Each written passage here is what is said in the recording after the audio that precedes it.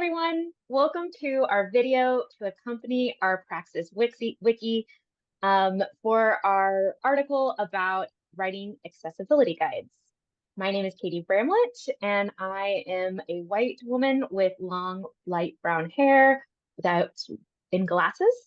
And I wrote the accessibility guide for the Rhetoric Society of America 2019 Summer Institute. Hey everyone, my name is Margaret Fink and I use she, her pronouns.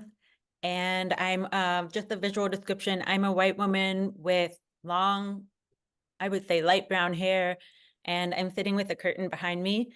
And I was the author for the 2020 guide for the Conference on College Composition and Communication, also known as the 4Cs. That was for Milwaukee, and because it was scheduled to take place in 2020 in March, it ended up getting canceled at the very last minute. And I also wrote the guide for the 2023 4Cs in Chicago. Hey, kind humans. I'm Ada Hubrig. I use they, them pronouns. I'm a genderqueer femme person with dark curly hair pulled back into a bandana, and I'm wearing glasses. I was the author of the 2021 Conference on Community Writing program that was also a virtual conference because of COVID. Hi, I'm Ruth Osorio. I am a white woman with brown hair, some pretty chic bangs, and glasses. And I wrote the 2019 Access Guide for the Regional 4Cs Conference that was held at my University of Old Dominion.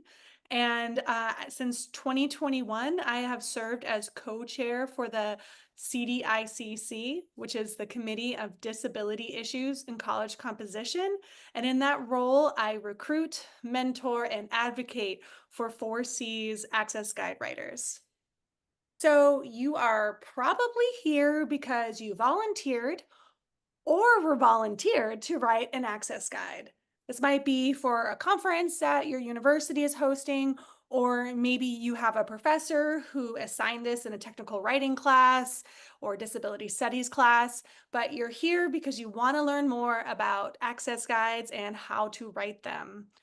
Access guides are really useful and important genres and texts for folks who are navigating these spaces, whether they be physical spaces or virtual spaces, and particularly for disabled people to be able to prepare for whatever access barriers or affordances that they might have to navigate when joining with community members and sharing knowledge. So congratulations for being a part of this really important genre making, knowledge making community. You're one of us.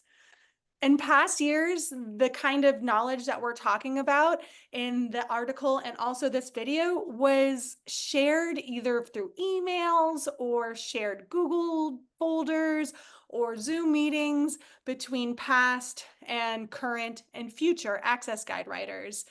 But in the spirit of access, we wanted to come together as past Access Guide writers and describe the moves that we made when we were composing ours so that you, new Access Guide writer, don't have to scramble around to find the basic how-tos.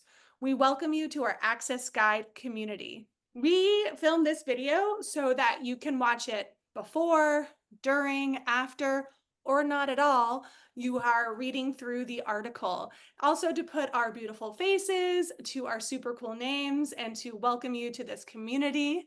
We outline the different moves that we took when approaching this project of writing an access guide. We find it really important to talk about the theoretical knowledge that informed the decisions we made and also the day-to-day practical steps that we took to create these important guides. In line of disability studies, we believe that this lived experience is really valuable information for the field of writing studies and academia more generally as we try to move past barely accommodating disabled people and move toward creating liberated zones.